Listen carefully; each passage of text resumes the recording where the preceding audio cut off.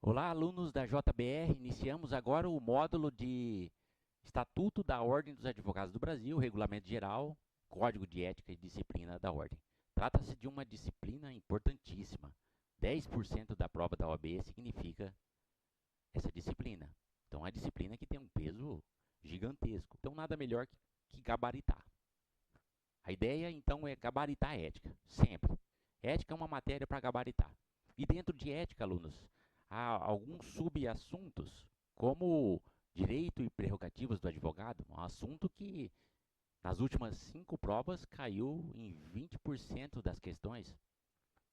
Então, 20% das questões das últimas 5 provas da OAB são de direitos e prerrogativas do advogado.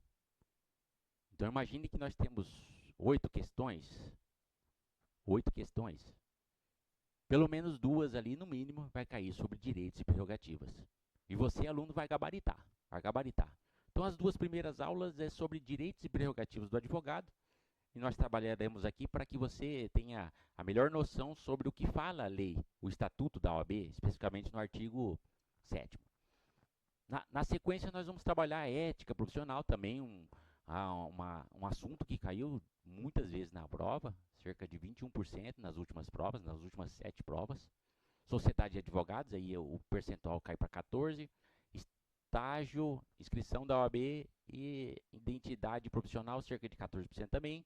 Honorários advocatícios cai com um peso relevante também, 13%. 13%. Depois publicidade na advocacia, 10%. E infrações disciplinares também com 10%. Então essa é a organização nossa, é a organização de aula. E sem mais delongas, iniciamos então o que seria esses direitos previstos no Estatuto da Ordem dos Advogados do Brasil. Alunos, o artigo 7º do Estatuto da Ordem dos Advogados do Brasil, ele começa a prever ali o que seriam essas prerrogativas, o que seriam esses direitos, né, dos advogados. Né? E para que serve isso, na verdade? Para que serve? O ponto fulcral disso tudo, o ponto relevante disso tudo e que vocês têm que entender é que isso é para que a gente possamos, como sociedade, evitar alguns abusos de autoridade e também para que a gente possa ter uma segurança jurídica. Né? Imagine que um cliente seu vai preso, né? E você não consegue ter acesso com ele, conversar com ele reservadamente.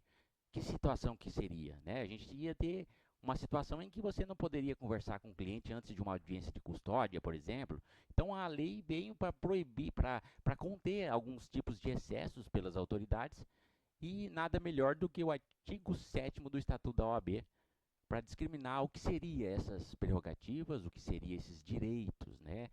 Esses direitos, quais são? O primeiro deles, anote aí, é o exercício da profissão em todo o território, né? Qualquer advogado inscrito na Ordem dos Advogados do Brasil pode exercer essa função em qualquer lugar, em qualquer estado, em qualquer ente parcial, seja lá em São Paulo, no Rio de Janeiro, no Mato Grosso do Sul, Rio Grande do Sul, etc. Né? Basta ter a inscrição na ordem. Então, em regra, tendo a inscrição, você pode atuar em qualquer unidade da federação, em qualquer ente parcial. Né? Lembrando que a inscrição em determinada unidade, o advogado pode trabalhar de forma ilimitada naquele estado. E se ele for para outro estado, a gente fala em uma inscrição complementar, lembrando disso. Mas o que eu quero dizer é que isso é um direito do advogado, né, de exercer a sua função, o seu mistério, em qualquer lugar do território nacional. Em qualquer lugar do território nacional. Então, é um direito que é simples, pouco cai no exame da ordem dos advogados, mas nós precisamos falar, porque há possibilidade, sim, de cair. Há possibilidade. É um direito, é uma prerrogativa que está previsto no Estatuto dos Advogados. Então, nós pensamos que, sim, é importante você, pelo menos aluno, fazer a leitura, né, a leitura prévia desse artigo 7º do Estatuto. O segundo direito que nós vamos trabalhar hoje é sobre a inviolabilidade do escritório do advogado. Imagine que você forme, né, bacharel em Direito já, presta o exame da Ordem dos Advogados do Brasil, passa primeira, segunda fase, tira o seu certificado e um belo dia decide, então, se inscrever na Ordem dos Advogados. Vai sair o seu número, você vai alugar uma sala, vai começar a sua atividade de advocacia. E esse local específico, o escritório, é inviolável, segundo a lei. Artigo 7º, 2º da Lei 8.906 de 94. Então, o que a lei assegura? Essa inviolabilidade do escritório, né? Do escritório. Então, o advogado tem essa prerrogativa, né? E essa prerrogativa ele não protege apenas documentos escritos, né? Isso, nos tempos atuais, seria que mais que óbvio, né? Prever isso em lei, que não são apenas documentos escritos, né? Por exemplo, um servidor que o advogado tem ali, um computador, e dentro daquele computador tem algumas pastas, subpastas, e naquelas subpastas tem arquivos, tem documentos de cliente, tem procurações, tem contratos, tem uma série de documentos da relação cliente-advogado. Então, se aquele documento escrito, ou eletrônico, telefônico ou telemático, seja de qualquer forma, e estando relacionado com a atividade da advocacia, está protegido por lei. Então, basicamente, essa é outra das prerrogativas, das diversas prerrogativas que nós temos na advocacia.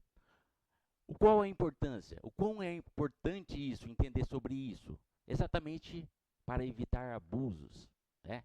E para que possamos ter uma segurança jurídica. Sem isso, nós não teríamos uma liberdade de atuação, não teríamos uma proporcionalidade, uma proporcionalidade, uma segurança, né, para que o cliente confie em que aquelas informações que ele está passando vai ficar nessa relação entre cliente e advogado. Então, por isso que a lei, então, entendendo pela necessidade dessa segurança, dessa informação, e para que o advogado possa exercer o melhor e a melhor defesa para aquele cliente, a lei entendeu que o advogado ele precisa dessa liberdade de atuação. Então, portanto, é um direito do advogado essa inviolabilidade do seu escritório, ok? Então, basicamente, a gente entende que os membros da OAB, né, têm que garantir isso. A própria Ordem dos Advogados tem que garantir que qualquer apreensão que houver, qualquer apreensão que não respeite essas prerrogativas, deve ser investigada. Porque isso, qualquer apreensão deve ser conduzida nos limites da lei, né? E sendo inviolável o escritório, entendemos que, então, é um direito e uma prerrogativa dos advogados.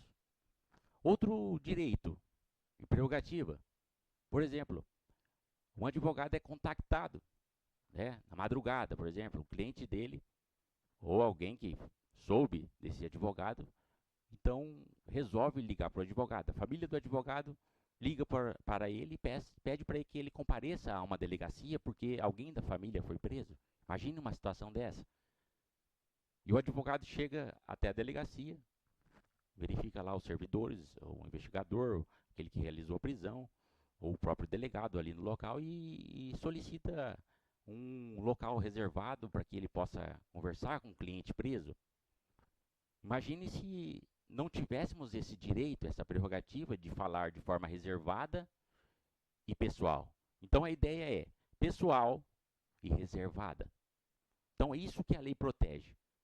O advogado, então, ele tem o direito de falar com o seu cliente de forma pessoal e reservada, né? Cliente preso, imagine que uma pessoa está presa ali, né, em flagrante delito, foi levada para a delegacia e antes da audiência de custódia, o advogado quer conversar com o cliente.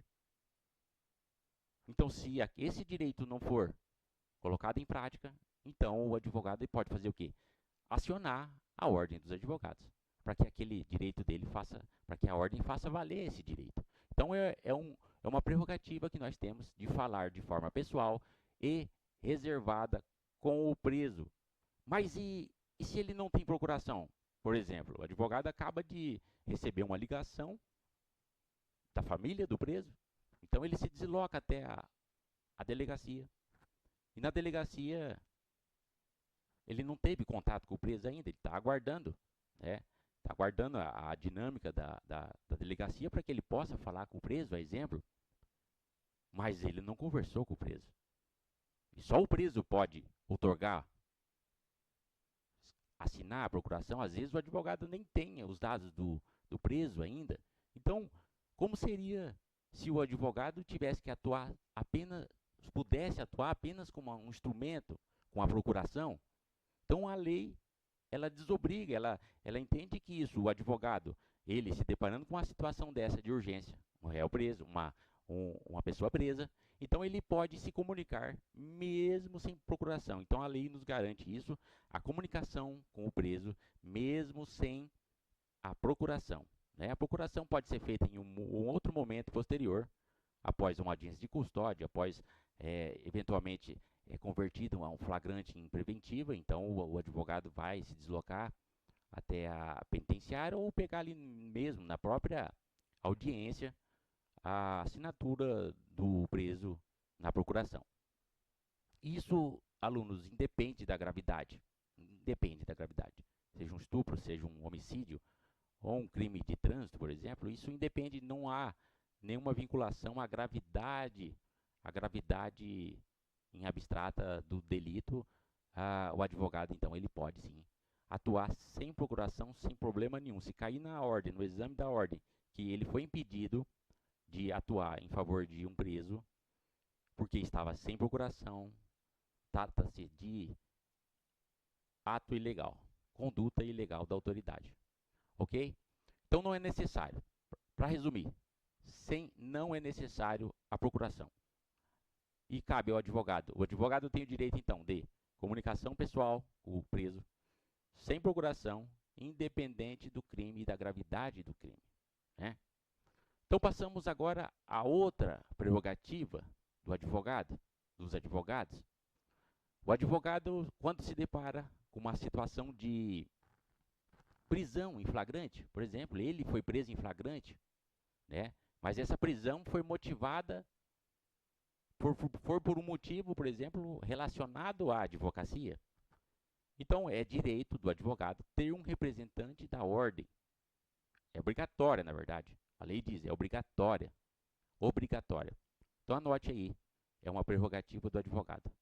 Então, é obrigatória a presença de um representante da Ordem dos Advogados do Brasil quando da prisão em flagrante de um advogado por algum motivo relacionado ao exercício da sua profissão, ao exercício da advocacia. Artigo 7º, 4º da Lei 8.906 de 94. Ok, alunos?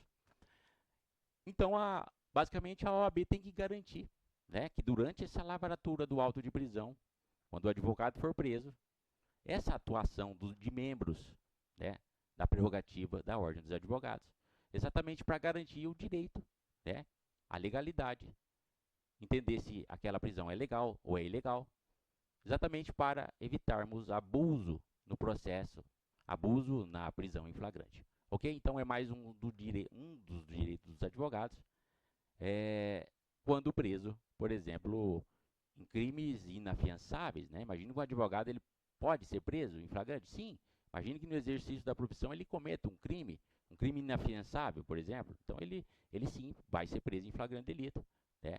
Garantindo a ele o acesso, né, um representante da Ordem dos Advogados no Brasil nesse processo, nesse ato de lavratura do auto de prisão. Ok? Outro direito dos advogados, alunos.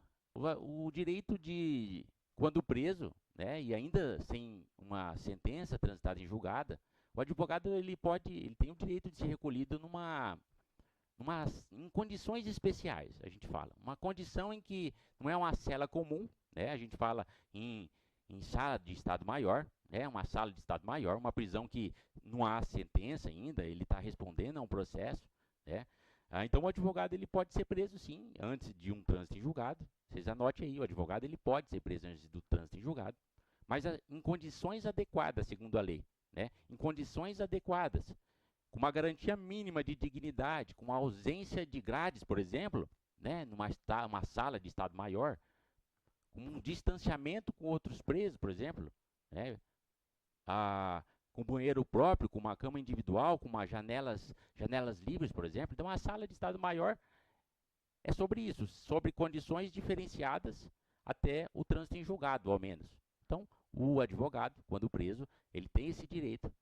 O que aconteceu esses dias foi que o STF entendeu que essa sala, a expressão assim reconhecidas pela OAB, ela é inconstitucional. Então, quem entende, quem que analisa as condições dessa sala e quem define isso não é o preso, o advogado, é sim o Estado juiz, o tribunal, e ele que vai avaliar qual é a condição adequada, né? Não aquelas reconhecidas pela OAB. Essa expressão, portanto, foi riscada por ocasião do julgamento da DI número 1127, Distrito Federal. Ok?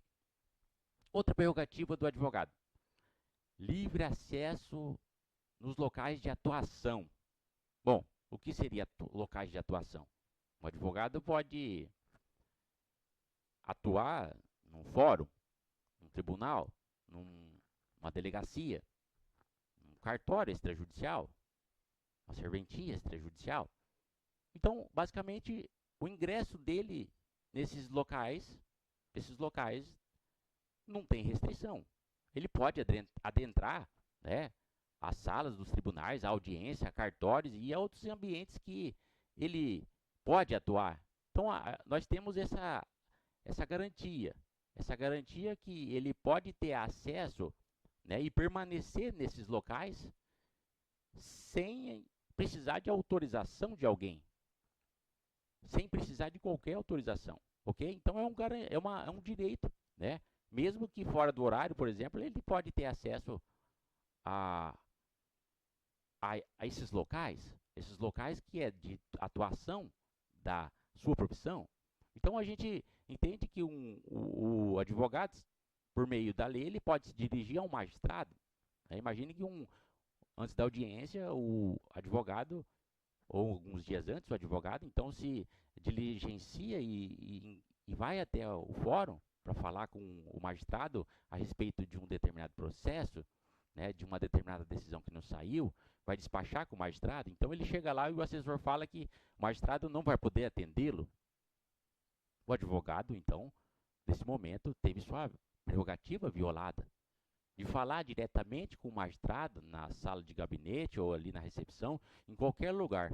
Óbvio que não é de qualquer jeito, chegando e falando, eu quero conversar com o magistrado agora, não. Então, o que a gente entende? Que precisa de um respeito, por exemplo, à ordem de chegada. Imagine que o magistrado está numa audiência e o advogado chega, olha, eu preciso falar com o magistrado agora. O assessor, então, vai filtrar aquela informação. Vai entender, olha, ele vai dizer, olha, ele está numa audiência, por exemplo, então o senhor poderia aguardar aqui na recepção? Ok. Após a audiência, então, o direito do advogado de falar com o magistrado é de lei. Então, a lei prevê esse direito. A lei prevê que, independente de horário marcado, independente de outras condições pretéritas, qualquer condição pretérita, então o advogado, sim, respeitando a ordem de chegada, ele pode, sim, ele tem esse direito, desculpa, de falar com o magistrado, ok? Ou com o desembargador, o ministro, etc. Então, o advogado, ele tem esses direitos, essas prerrogativas. Outro direito previsto ali no inciso 10 do artigo 7º.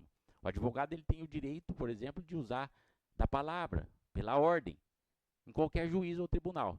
Mas o que seria pela ordem? O que seria isso? Pela ordem, excelência. E aí, como que ele se manifesta pela essa ordem? De forma sumária.